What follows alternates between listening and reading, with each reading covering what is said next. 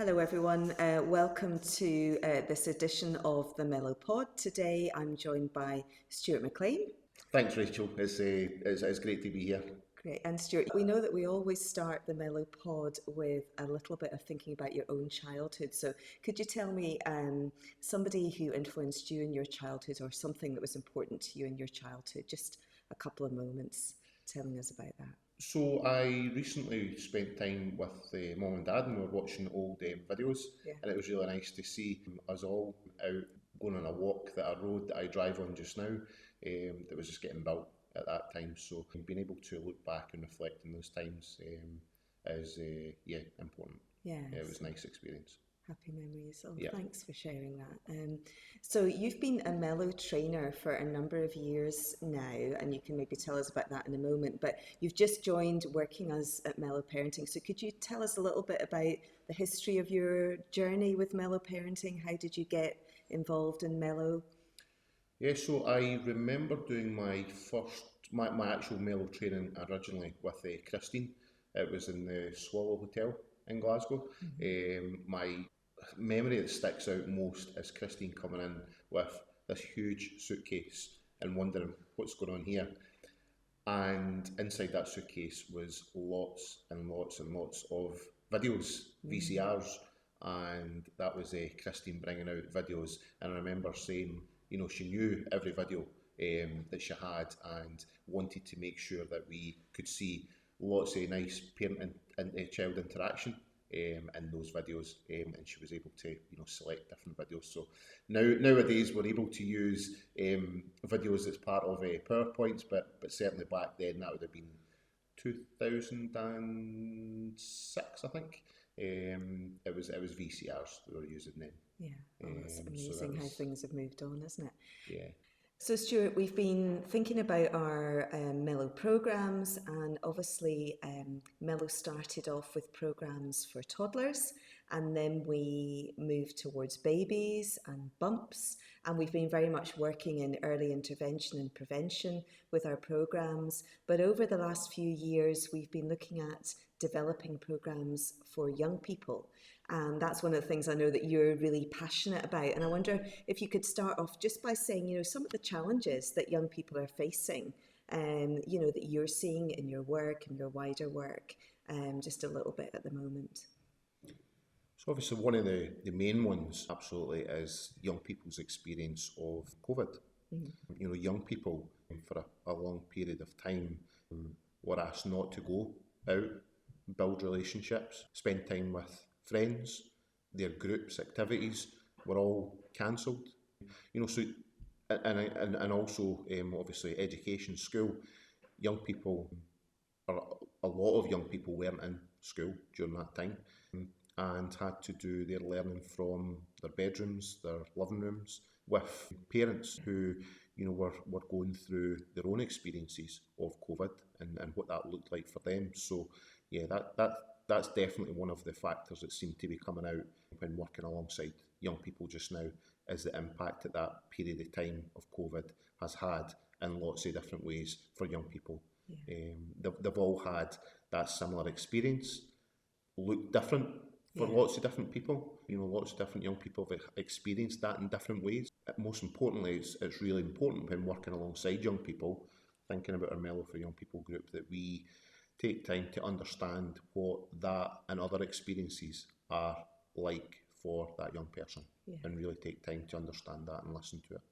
And one of the things that we're thinking about in Mellow is this whole family approach, and obviously that was very much challenged, and family relationships have been under particular strain and pressure over recent years, and then other external pressures such as poverty and the pandemic. All of these things have played a part in terms of where we are now. So we kind of have been looking to respond to this in Mellow by developing our programme Mellow for Young People, and I suppose thinking a little bit about the challenges, the developmental tasks going into adolescence, which is, I suppose, separating from your parents, building up more of your peer support, thinking about your own identity. How are these things addressed in our programme Mellow for Young People? How do we think about these things and support young people to go on to that next stage of their development? So as you know, Rachel, Mellow for young people started off as Mellow Ready, and that was before COVID. Yeah. And we had lots of initially pilot groups running in different settings for young people. COVID provided an opportunity for us to think about and look at the feedback from young people and group facilitators. The change very much was a move to Mellow for young people, because the consistent feedback seemed to be that Mellow Ready didn't actually mean anything to young people. To be able to still deliver Mellow for young people, it was developed a young person's logbook so that the programme could be delivered online with young people, and the young people had the resources there. One of the big changes is that logbook stays in our face-to-face groups now with young people, so they each get their own logbook. They're able to take home to where they live, and the people that they spend time with, the people that's most important to them.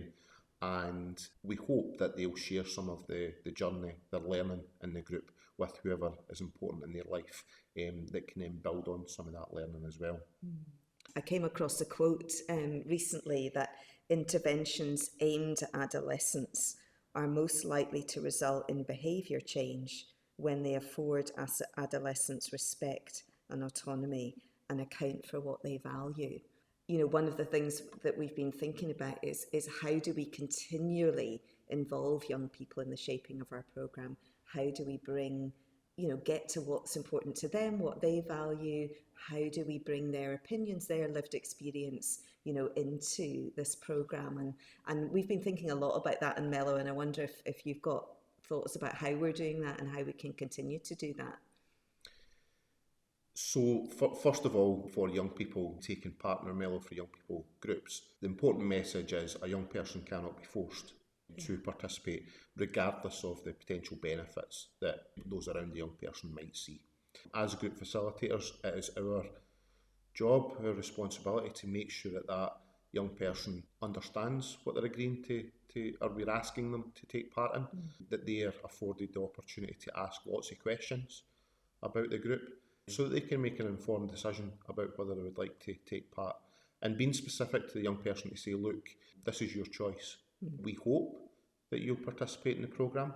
We talk to them about the benefits that hopefully they would get from participating in the programme, but ultimately that comes down to a choice for that young person. And if they don't agree to participate in the group we're offering to them, our hope would be that maybe in a future one, they would be in a place, in a situation where they would be able to see benefit, or they would like to participate in the programme. And I was thinking about the steering groups, and I know that recently you've been sort of being in touch with schools, looking at the material sort of alongside young people in schools and getting more feedback around that. Maybe just tell us a little bit about that. Yes, so I've spent a fair bit of time going round and talking to our Mellow for Young People practitioners, finding out about what's going well with their groups, talking them through any challenges that they've experienced.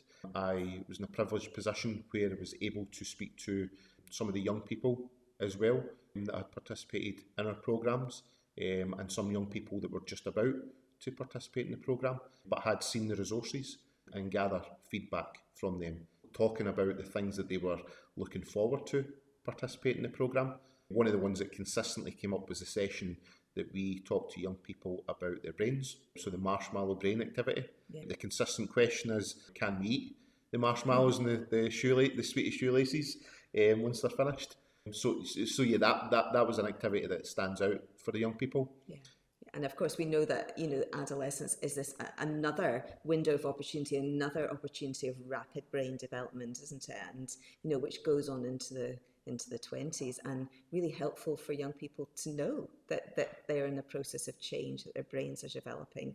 When looking at some of our evaluations for the programme, what's consistently coming out is the young people are saying one of the things they remember is making their marshmallow brains. Yeah. So because they remember that, we are hopeful that they remember some of the discussions that we have about their brains and the development of the brains. Be able to remember what it is that we've spoken about so that they understand that actually their teenage years is a great opportunity because they have opportunities to develop, learn, progress, fine-tune new skills, and they've got a bit of understanding about what happens internally. So Stuart, maybe you can tell us a little bit about Mellow for Young People. What's in the programme? What do you think will be interesting for people to know? So right from the start, we ask young people to identify what their hopes are. We talk to them about what their hopes are for participating in the programme. And sometimes young people identify kind of wider hopes than that. So we talk about the young people's hopes. We also get them to scale a challenge that they've got. So they'll rate it between 0 and 10. And every second week, we revisit that with the young people and find out where they would scale that challenge just now. Has there been any change to it? And really start to talk about working on that challenge and identifying, how and why they can make those changes that they would like to make. After that, it starts off very gentle with it. We're trying to get the group to form, so we're talking about our group agreement, how each other would like to be treated.